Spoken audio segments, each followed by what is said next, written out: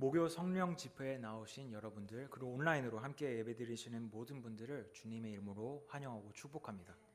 오늘은 민두식 목사님께서 컨퍼런스 참석차 노스캐롤라이나로 출타 중이십니다. 모든 일정과 돌아오는 길 위해 기도해 주시기를 부탁드립니다. 여러분은 현실의 반대말이 무엇이라고 생각합니까? 국립국어원에서 현실의 반대말을 검색해 보니까 이상이라고 합니다. 현실과 이상. 이렇게 보니까 현실에는 조금 부정적인 뉘앙스가 있는 것 같습니다. 예를 들어서 저의 소원은 이러이러하지만 현실적으로 조금 어려울 것 같습니다. 저는 이것을 꿈꾸지만 현실적으로는 안 될 것 같습니다. 이상적인 것을 꿈꾸고 바라면서도 많은 사람들은 현실적인 것, 현실이란 벽 앞에서 좌절하고 포기를 경험할 때가 많이 있습니다. 혹시 신앙생활에서도 비슷하지 않은지 한번 돌아봅니다. 사실 하나님의 말씀 중에 머리로 이해가 되지 않는 것은 거의 없습니다. 하나님을 사랑하고 이웃을 사랑하라. 염려하지 말고 범사에 감사하라. 대부분의 말씀들은 다 머리로 이해됩니다. 그렇게 우리는 성경을 읽고 또 설교 말씀을 들으면서 그래야지. 그리스도인이라면, 기독교인이라면 당연히 그렇게 살아야지 하면서 신앙인으로서도 이상적인 신앙생활을 꿈꿉니다. 하지만 교회 밖에 직장이라는 현실, 학교라는 현실, 가정이라는 현실, 또 어떤 어려움에 처한 현실, 그 앞에서 우리는 좌절할 때가 있습니다. 이상적인 신앙생활을 하면 좋겠지만 현실적으로 그 말씀을 행하는 것이 마음 같지 않다라는 것을 경험할 때가 있습니다. 오늘 말씀에서도 현실 앞에 절망하고 있는 한 사람을 볼 수가 있습니다. 바로 엘리야 선지자입니다. 그토록 대단했던 엘리야 선지자가 어쩌다가 이러한 상황까지 오게 되었을까요? 오늘 본문 1절에서는 이렇게 말씀합니다.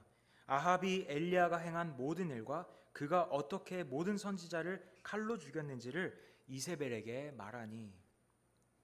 우리가 잘 아는 것처럼 솔로몬 왕 이후에 남유다 그리고 북유다로 나눠지는데, 남유다의 경우에는 선한 왕들도 있었던 반면에 북이스라엘의 왕들은 모두 악했다고 성경은 기록하고 있습니다. 특히 오늘 19장 1절 첫 부분에 이름이 나오는 아합, 이 왕에 대해서는 하나님께서는 열왕기상 16장 30절에서 이렇게 평가하십니다. 그 이전 모든 사람보다 여호와 보시기에 더욱 악을 행하여. 그는 북이스라엘의 7번째 왕이었는데 한마디로 역대 가장 나쁜 왕이라는 겁니다.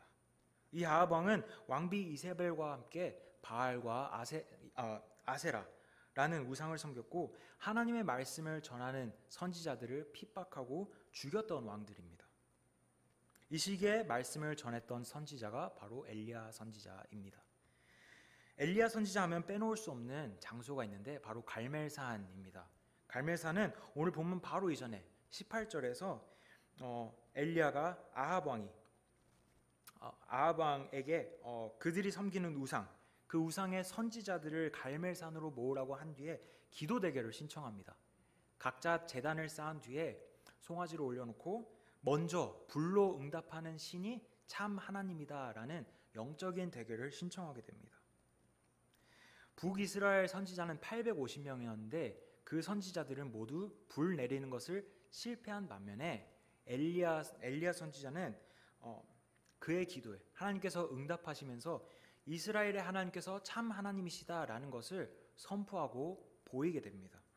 그리고 이 거짓 선지자들은 모두 죽음으로 심판을 받게 됩니다. 이뿐만 아니라 3년 6개월 동안 지속되었던 가뭄도 엘리야 선지자의 기도를 통해서 비가 내림으로 그치게 됩니다. 이 일을 통해서 하나님을 믿지 않던 북이스라엘의 백성들은 하나님이 정말 참 하나님이시구나 라고 고백하며 회개하게 됩니다. 단 2사람 빼고 말입니다. 아합 왕과 왕비 이세벨. 아마도 자존심이 상해서인지 아합 왕과 왕비인 이세벨은 도리어 엘리야 선지자를 죽이겠다라고 위협합니다. 왕비 이세벨이 2절에서 말합니다. 내가 내일 이맘때에는 반드시 내 생명을 저 사람들 중 한 사람의 생명과 같게 하리라. 그렇게 하지 아니하면 신들이 내게 벌 위에 벌을 내림이 마땅하니라. 쉽게 말해서 너 죽고 나 죽겠다라는 것입니다. 내가 죽는 한이 있어도 너는 반드시 죽이겠다라고 협박하고 있는 것입니다. 한번 생각해 봅시다. 엘리야 선지자는 850명이나 되는 선지자들을 상대해서 이겼습니다. 그의 기도로 인해서 가물었던 땅에 비가 내리고 가뭄이 그치게 됩니다. 그는 살아 역사하시는 하나님을 선포했을 뿐만 아니라 자신이 눈앞에서 그 기적을 직접 경험한 사람입니다. 그런데 자신을 죽이겠다는 왕비 이세벨의 분노 앞에서 우리의 생각과는, 우리의 기대와는 다른 모습을 보여주고 있습니다. 담대했던 엘리야 선지자는 자신이 정말로 죽을 수 있는 현실, 그 현실에 처하게 되자 두려운 마음으로 도망갑니다. 성경 말씀을 보니 그는 북이스라엘의 국경을 넘어서 남유다 지역의 브엘세바까지 갔으며 심지어 자신의 신하는 그곳을 두고 자신은 하루길을 더 걸어서 광야까지 들어갔다고 쓰여 있습니다. 이렇게 멀리까지 도망가는 것을 보니 그가 얼마나 하나님을 두려워했는지 우리가 감히 상상할 수 있을 것 같습니다. 이 상황에서 그는 하나님께 기도를 합니다. 4절 말씀입니다. 여호와여, 넉넉하오니 내 생명을 거두시옵소서. 나는 내 조상들보다 낫지 못하니이다. 기도 내용을 보니 당시 엘리야 선지자의 심정은 참으로 절망적인 것 같습니다. 하나님, 이만하면 됐습니다. 저 이제 그만하겠습니다. 저는 저의 조상들보다 낫지 않습니다. 차라리 저의 목숨을 가져가십시오. 고백하고 있는 것입니다. 이러한 그의 상황은 처음 하나님께서 부르셨을 때와는 많이 다른 모습입니다. 엘리야 선지자가 성경에 처음 등장하는 부분은 열왕기상 17장입니다. 그 17장 1절에서는 이렇게 말씀하고 있는데 이 말씀은 함께 우리가 읽었으면 좋겠습니다. 17장 1절입니다. 길르앗에 우거하는 자 중에 디셉 사람 엘리야가 아합에게 말하되 내가 섬기는 이스라엘의 하나님 여호와께서 살아계심을 두고 맹세하노니 내 말이 없으면 수년 동안 비도 이슬도 있지 아니하리라 하니라. 아멘. 엘리야가 성경에 소개되자마자 그는 왕에게 가서 하나님의 심판을 예언하고 있습니다. 그것도 북이스라엘의 가장 악한 왕 아합에게 가서 이 말을 합니다. 보통 믿음과 보통 용기로 가능한 것이 아닙니다. 하지만 오늘 본문의 엘리야 선지자의 모습은 우리가 이런 모습을 찾아볼 수가 없습니다. 마치 영적인 번아웃이 온 것처럼 그는 의지나 열정도 없어 보입니다. 무엇 때문인지 본문에 나와 있진 않지만 그의 입장에서 한번 상상해보고 묵상을 해보니 당장 그의 앞에 닥친 현실 앞에 그는 흔들리고 있는 것 같습니다. 처음에는 하나님의 부르심을 품고 담대하게 사역하던 때가 분명 있었을 것입니다. 인간적인 마음으로도 하나님의 일들, 하나님께서 하실 일들을 기대하는 이상적인 사역도 꿈꿨으리라고 상상합니다. 그렇게 담대하게 가장 악한 왕 아합에게 예언도 하고 갈멜산에서 850명을 상대로 승리했는데 그는 죽을 수 있는 위기 앞에서, 현실적으로 죽을 수 있는 위기 앞에서 그는 좌절하고 있습니다. 여러분은 혹시 꿈꾸고 바랐던 이상이 현실 앞에서 무너진 적이 있습니까? 오늘 말씀에서는 제가 조금은 개인적인 이야기로 묵상을 하고자 합니다. 저 역시도 청소년기에 하나님을 만나고 하나님의 부르심에 순종하기로 할 때 소중한 목회의 꿈들이 있었습니다. 목사님이셨던 아버지와 오르간 반주하셨던 어머니 덕에 저는 교회에서 자라면서 예배하는 기쁨과 봉사하는 즐거움을 배웠습니다. 20살이 되었을 때는 병원에 입원을 한 일이 있었지만 그로 인해서 병들고 아픈 사람들을 볼 수 있게 해주셨고, 그렇게 그로 인해서 원목의 꿈도 가지게 해주시고, 한국 군대에서 소중한 후임을 먼저 천국에 보내면서 구모의 꿈도 가지게 되었습니다.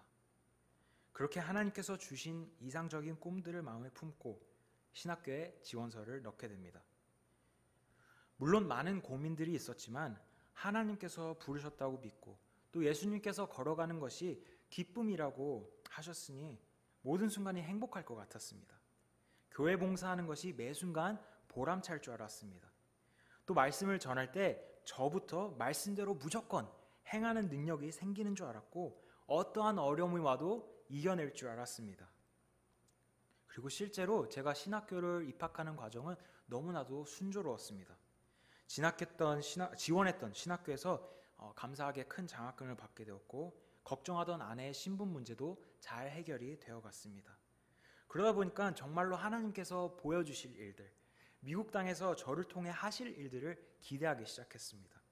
엘리야 선지자가 850명을 상대로 이겼던 것처럼 하나님과 함께라면 무엇이든 잘 해낼 줄 알았습니다. 그렇게 이상적인 학업과 이상적인 목회를 꿈꿨습니다. 그런데 막상 신학교를 들어가고 목회를 배워보니 제가 꿈꾸고 기대했던 것과는 현실적으로 많이 달랐습니다. 교회를 사랑하는 마음만으로는 목회가 쉽지 않았고 어려움이 닥치는 족족 힘들었습니다.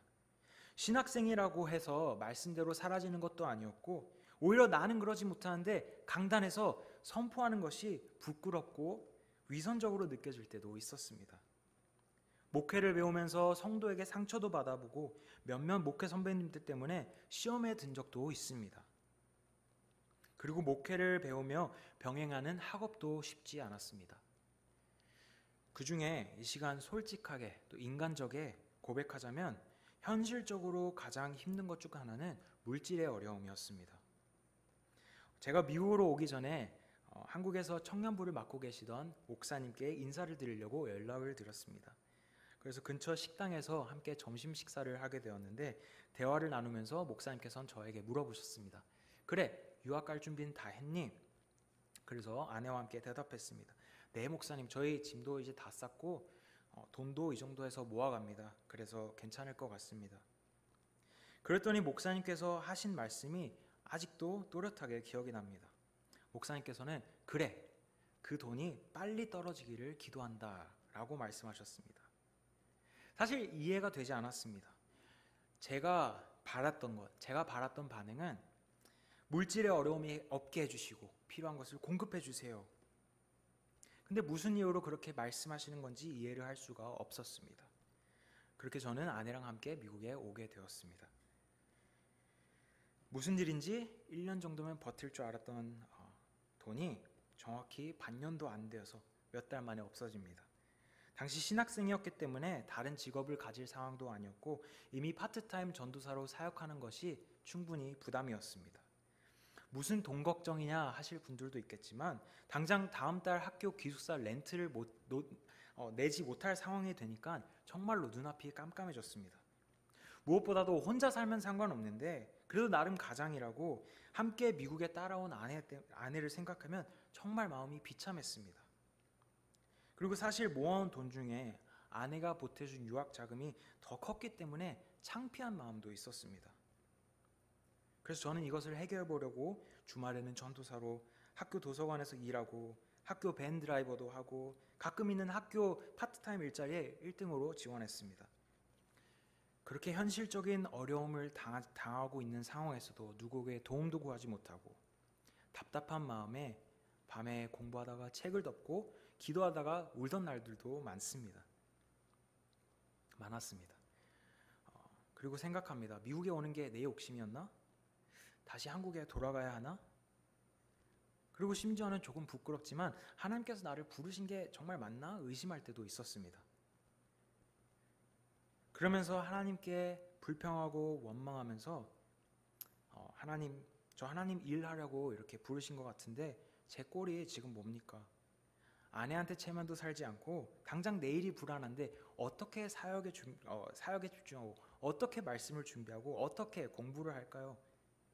그러던 중에 하나님께서는 그 청년부 목사님께서 해주셨던 말씀이 생각이 나게 했습니다. 돈이 빨리 떨어지기를 기도한다. 네가 물질을 의지하면 처한 현실을 바라볼 텐데 그러지 말고 하나님을 봐. 그러지 못할 거면 너가 의지하고 있는 그 물질이 떨어져서라도 하나님을 바라볼 수 있기를 진심으로 기도한다 라는 기도 제목이었던 것 같습니다. 아마 함께 여기서 예배 드리시는 여러분들도 꿈꾸고 바라는 이상적인 모습들이 있으리라고 저는 믿습니다. 낯선 미국 땅으로 이민 오고 또 펜사콜라로 유학으로 오면서 이상적인 것을 기대하는 것은 당연히 가질 수 있는 마음입니다. 이 넓은 기대의 땅에서 좋은 경험을 쌓고 좋은 사람들도 만나고 좋은 일자리 가지다가 또 비즈니스를 꾸려도 보고 그것이 잘 되고 기도한 대로 잘 일이 풀리다가 좋은 짝을 만나서 결혼하고 자녀들을 낳아서 그 자녀들이 건강하게 잘 자라서 그들이 잘 되는 것. 우리들이 꿈꾸는 아주 이상적인 삶의 단계입니다. 신앙인으로서도 이상적인 삶의 모습들을 우리들이 다짐합니다. 말씀을 읽고 또 설교를 들으면서 맞아, 저렇게 살아야지. 이젠 정말 말씀대로 살아야겠다. 그렇게 우리가 바라고 기도한 대로 일이 잘 풀릴 때는 신앙도 더불어 강해지는 느낌이 들 때도 있습니다. 또 하나님이 하실 일들을 기대합니다. 그런데 엘리야가 자신이 현실적으로 죽을 수 있는 이 상황 앞에서 도망가고 포기한 것처럼 때로는 우리 앞에 놓인 현실이 우리들이 꿈꾸는 그 이상을 흔들 때가 있습니다. 비즈니스의 어려움에, 관계의 어려움에, 학업의 어려움, 건강의 어려움, 물질의 어려움, 그리고 제가 또 다 알지 못하는 어려움들 때문에 우리들의 마음이 조금씩 변하기 시작합니다. 처음에는 하나님께서 하실 일들을 기대하다가 영적으로 번아웃이 오고 슬럼프가 올 때도 있을 것입니다. 그래서 엘리야처럼 모든 열정과 의지를 포기한 채 무기력할 때가 있으리라고 생각합니다. 그리고 생각합니다. 왜 이렇게 됐지? 하나님이 정말 나와 함께 계신가? 잘 살아가는 것 같다가도 우리의 연약함이 드러날 때가 분명 있을 것입니다. 오늘 말씀에서 엘리야도 그렇습니다. 물론 엘리야 선지자는 이 힘든 순간에서도 하나님을 찾고 있습니다. 하지만 그의 기도는 두려움으로 가득 차 있고 괜히 하나님을 원망하고 있습니다. 주님, 나 더 이상 바를 거 없습니다. 이제 나의 목숨을 가져가십시오. 그렇게 모든 것을 포기하고 지쳐서 잠에 들 때쯤 한 천사가 찾아와서 그에게 일어나라며 먹을 것을 줍니다. 이에 엘리야는 먹고 다시 눕습니다. 천사는 다시 한번 일어나서 찾아와서 말합니다. 일어나서 먹으라. 내가 갈 길을 다 가지 못할까 하노라. 엘리야가 적을 피해서 광야까지 도망가면서 이런 도움을 기대하지 않았을 거라고 저는 생각합니다. 그 광야에서 그는 로뎀나무를 찾습니다. 그리고 이 로뎀나무는 그에게 쉼의 장소보다는 절망의 장소였을 것입니다. 왜냐하면 이 로뎀나무를 제가 찾아보니까 영어로는 브룸트리라고 하더라고요. 빗자루 나무. 우리가 생각하는 울창한 나무가 아니라 덤불 같은 나무인데 나뭇잎이 많지도 않고 또 가지가 굵지도 않은 나무입니다. 그런데 이 로뎀나무에 신기한 사실이 한 가지 있다는 것을 발견했습니다. 한 주석서를 읽어보니까 로뎀나무의 뿌리만큼은 튼튼해서 그리고 깊어서 지하의 지하수와 잘 만나면은 건기에도 그 잎이 시들지 않는다는 것입니다. 우리는 이 로뎀나무에서 아주 특별한 영적인 원리를 발견할 수 있습니다. 아무리 절망적인 상황에서도 믿음의 뿌리가 깊이 박혀져 있다면 그 나무는 결코 시들지 않는다라는 사실입니다. 엘리야가 모든 것을 포기하겠다고 고백하는 그 장소에서 하나님께서는 그를 붙들며 격려해 주십니다. 엘리야는 나의 생명을 거두어 가십시오 기도하고 있지만 하나님께서는 전혀 다른 방법으로 그 기도에 응답하고 계십니다. 하나님께서는 그냥 말만 힘내라 하는 것이 아니라 천사를 통하여서 그에게 가장 필요했던 것, 그가 회복할 수 있는 육의 양식, 떡과 물을 엘리야 선지자에게 공급하십니다. 그리고 더 나아가서 하나님께서는 단순히 물질만 공급하지 않으시고 엘리야가 다시 일어날 수 있도록 사용하신 방법이 있습니다. 5절과 7절 말씀인데 5절과 7절을 함께 읽어보겠습니다. 5절입니다. 로뎀나무 아래에 누워 자더니 천사가 그를 어루만지며 그에게 이르되 일어나서 먹으라 하는지라. 여호와의 천사가 또 다시 와서 어루만지며 이르되 일어나 먹으라. 내가 갈 길을 다 가지 못할까 하노라 하는지라. 아멘. 오늘 본문은 각각 5절과 7절에서 천사가 그를 어루만졌다라고 표현하고 있습니다. 본문을 묵상하면서 원어는 찾아보진 않았지만 이 표현이 참 따뜻하게 느껴졌습니다. 저는 누가 저를 만지는 것을 그렇게 좋아하진 않는데 그럼에도 불구하고 제가 힘든 일이 있거나 걱정이 있으면은 그냥 누가 와서 괜찮아 잘 될 거야 하는 것보다는 아무 말 없어도 와서 토닥여주고 만져주는 것이 위로가 될 때가 있습니다. 그래서 이 반복되는 어루만지다라는 표현이 참 인간적으로 다가왔습니다. 하나님께서는 엄하게 엘리야를 다그치는 것이 아니라 천사를 통해서 그를 어루만지십니다. 그러면서 그의 마음을 만지십니다. 이렇게 하나님께서 엘리야를 육적으로 회복시켰을 뿐만 아니라 그의 영혼을 위로하시면서 새 힘을 낼 수 있도록 그걸 응원하고 격려하고 계십니다. 그로와 말미암아서 엘리야 선지자는 결국 40일을 걸어서 하나님의 산인 호렙산에 이르렀다고 우리가 읽은 본문의 마지막인 8절에 기록하고 있습니다. 오늘 본문에서의 하나님은 엘리야 선지자를 포기하지 않으시는 하나님이십니다. 엘리야는 지쳐서 포기하려고 했지만 하나님께서는 그를 놓지 않으셨습니다. 하나님께서는 당신이 택하시고 부르신 사람은 절대로 포기하지 않으시는 분입니다. 포기하지 않도록 하나님의 때에, 비록 모든 것이 늦은 것 같지만 필요한 때에 그것을 공급해 주시고 엘리야의 마음을 어루어 만지시고 격려하십니다. 무엇보다 중요한 사실은 하나님께서는 지쳐서 포기하고 있는, 좌절하고 있는 엘리야를 모른 척하지 않으시고 찾아오셔서 그와 함께하고 계심을 알게 하셨습니다. 성경을 읽으면서 우리들이 하나님이 하신 일들이 무엇일까라는 것을 생각해 볼 때 저는 성벽이 무너지는 것과 또 바다가 갈라지는 것들, 비현실적인 것들을 떠올립니다. 그리고 삶에서 그런 기적 같은 일들, 비현실적인 일들이 일어나기를 기대합니다. 그런데 묵상하다 보니 하나님이 하신 일 중에 가장 비현실적이고 감동적인 것은 바로 우리와 함께 하셨다는 사실입니다. 창조주인 하나님께서 피조물과 함께하고 싶으셔서 사람을 창조하시고 이스라엘과 함께하고 싶으셔서 그들이 돌이킬 수 있도록 지도자들과 선지자들을 보내셨습니다. 게다가 죄인인 우리들을 함께하고 싶은 마음에 하나뿐인 아들을 이 세상에 보내주셨습니다. 그 예수님은 직접 사람의 몸을 입어서 이웃들과 죄인들과 함께 하셨습니다. 또 사람이 겪는 외로움과 슬픔을 느끼셨을 뿐만 아니라 죄인들을 구원하시고 우리와 마침내 함께 하시기 위해서 스스로 십자가에 달리십니다. 그 예수님께서 부활하신 후에도 말씀하십니다. 내가 세상 끝날까지 너희와 함께 있으리라. 오늘 본문을 보면 엘리야가 일어났다라고 하는 표현이 2번 나옵니다. 처음 3절에서는 그가 이 형편을 보고 일어나 자기의 생명을 위해 도망하여 라고 기록하고 있습니다. 즉 그는 너무나 무서워해서 살기 위해서 스스로 일어났지만 결국 광야로 들어갑니다. 그러나 8절에서는 조금 다릅니다. 이에 일어나 먹고 마시고 그 음식물의 힘을 의지하여 40주 40야를 행하여 하나님의 산 호렙에 이르니라. 하나님께서 주신 떡과 물의 힘을 얻고 하나님이 함께 하심을 깨달은 그는 다시 일어나서 호렙산까지 걸어갑니다. 똑같이 일어나는 행위였지만 그 이유와 마음은 전혀 달랐습니다.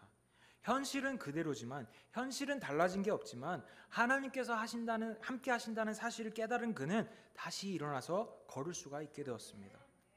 우리 또한 마찬가지입니다. 우리 앞에 놓인 현실은 쉽지 않습니다. 고민과 염려, 어려움은 계속될 것입니다. 그리고 우리 스스로의 힘으로 다시 일어나 보려고 할 때 오히려 엘리야처럼 광야로 우리를 몰고 갈 때도 있을 것입니다. 그렇게 광야에서 길을 잃어버린 것 같이 느낄 때 포기하고 싶고 도망가고 싶은 순간도 찾아올 수 있을 것입니다. 하지만 사랑하는 여러분, 다시 한번 꼭 기억하길 원하는 것은 하나님께서 저와 여러분들을 포기하지 않으신다는 사실입니다. 저와 여러분들을 너무나 사랑하시는 하나님께서는 어제도 계셨고 오늘도 계시며 앞으로도 함께 하시겠다고 약속하십니다. 그 하나님께서 여러분을 어루어 만지시면서 다시 일어날 힘을 주십니다. 그리고 하나님을 믿는 믿음이 우리의 마음을 다르게 만듭니다. 현실은 달라지는 게 없어도 현실은 그대로일지라도 하나님께서 함께 하심을 아는 믿음이 우리로 하여금 다시 일어나게 하고 다시 걷게 할 줄로 믿습니다. 그렇다면 하나님께서 왜 우리가 다시 일어나기를 바라실까요? 왜 우리가 일어나기를 하나님께서는 바라시고 계실까요? 오늘 7절에서는 이렇게 말씀하고 있습니다. 여호와의 천사가 또다시 와서 어루만지며 이르되 일어나 먹으라. 내가 갈 길을 다 가지 못할까 하노라. 분명 엘리야는 도망가고 있습니다. 그러면서 그는 삶을 포기하려고 하고 있습니다. 그런데 하나님께서는 이 순간에 너가 가야 할 길이 아직 남아있다라고 말씀합니다. 조금 말이 안 되는 것 같았습니다. 조금 더 멀리 도망가라 라는 말씀일까요? 하나님께서 엘리야를 포기하지 않으신 이유는 아직 그가 할 일이 남아 있었기 때문입니다. 엘리야 자신은 끝났다고 생각했지만 하나님께서는 아직 끝나지 않은 계획과 사명이 있었습니다. 그리고 엘리야가 호렙산에 이르렀을 때 비로소 그 일을 알려주십니다. 바로 그의 후계자인 엘리사를 세우는 사명 말입니다. 사랑하는 여러분, 저와 여러분도 그렇습니다. 혹시 여러분이 지치고 쓰러진 마음으로 이젠 끝났다, 이젠 더 못하겠다 라고 생각을 하시게 되더라도 하나님께서 여러분을 포기하지 않으시는 이유는 아직 여러분을 통해서, 저와 여러분들을 통해서 하실 일이 남아있기 때문입니다. 너무나도 사랑하시기 때문에 할 수 있어 응원하시면서 하나님께서는 저와 여러분들과 함께 하시면서 여러분을 일으키셔서 여러분께서 가야 할 그 길을 걷기를 원하고 계십니다. 일찍이 신학생 시절 제가 경험했던 물질의 어려움에 대해서 말씀을 나눴습니다. 다음 달 렌트를 내지 못할 상황에 공부도 안 되고 걱정만 하면서 하나님을 원망하는 기도 중에 저는 저희 어머니에게 메시지를 받습니다. 진솔아, 생각이 나서 용돈 조금 보냈어. 그렇게 기적적으로 렌트비가 딱 맞아줬고 다음 달 렌트를 무사히 낼 수 있게 되었습니다. 이 일이 처음이자 마지막이었으면 좋았겠지만 제가 미국에 산 7년 동안 그런 일들은 거의 계속해서 일어났습니다. 그런데 시간이 갈수록 마음의 두려움이 없어진 이유는 매 순간 수채 구운 떡과 물을 공급하신 하나님을 삶에서 경험했기 때문입니다. 어느 날 익명의 교인분께서 장학금 목적으로 헌금하시고 전혀 알지 못했던 교회에서 신학생을 후원하고 싶다고 하셔서 1년 동안 장학금을 받게 되었습니다. 그리고 그 장학금 기간이 끝나자마자 또 익명의 교인께서 제가 목사 한 수를 받기까지 재정적으로 후원해 주셨습니다. 평생이 보장되는 금액은 아니었어도 일용할 양식을 공급하시는 놀라운 하나님의 은혜였습니다. 그렇게 제가 부족하다고 느낄 때, 또 포기하고 싶을 때 마치 하나님께서는 천사들을 보내시면서 저를 일으켜주신 은혜를 경험하면서 이렇게 펜사콜라까지 오게 된 것 같습니다. 사실 저의 현실은 크게 달라지지 않았습니다. 여전히 매 순간 여러 가지 고민들과 어려움들이 있지만 또 아직은 너무나 부끄럽고 목사로서 부족한 모습들이 많지만 오늘 말씀을 묵상하면서 한 번 더 제 마음을 결단할 수 있었습니다. 하나님께서 저에게 맡기신 사명이 있음을 알기에 다시 한번 하나님을 의지하며 일어날 수 있음을 믿습니다. 혹시 여러분은 어떠십니까? 혹시 오늘 엘리야처럼 지치고 주저앉아 있는 분이 계십니까? 아마 어떤 분들은 삶의 자리에서 이제 끝인가 라고 생각하실 분도 있으리라고 생각합니다. 그럴 때 오늘 하나님께서 주신 말씀을 꼭 기억하셨으면 좋겠습니다. 하나님께서는 저와 여러분들을 포기하지 않으십니다. 때로는 필요한 것을 공급해 주시고 때로는 지친 마음을 위로해 주시면서 다시 일어나기를 기다리고 계십니다. 무엇보다 중요한 것은 하나님께서 여러분과 함께 하십니다. 왜냐하면 하나님께서는 저와 여러분 한 사람 한 사람을 부른 이유가 반드시 있고 그 사명을 다하기를 원하기 때문입니다. 사랑하는 펜사콜라 한미제일침례교회 성도 여러분, 오늘 여러분과 함께 하시는 하나님을 기억하시길 소망합니다. 현실 앞에 무너진 여러분을 하나님께서는 다시 일으키시리라고 믿습니다. 오늘 그리고 남은 한 주도 함께 하시는 하나님을 의지하여 다시 일어서시는 저와 여러분들이 다 되시기를 주님의 이름으로 축원합니다.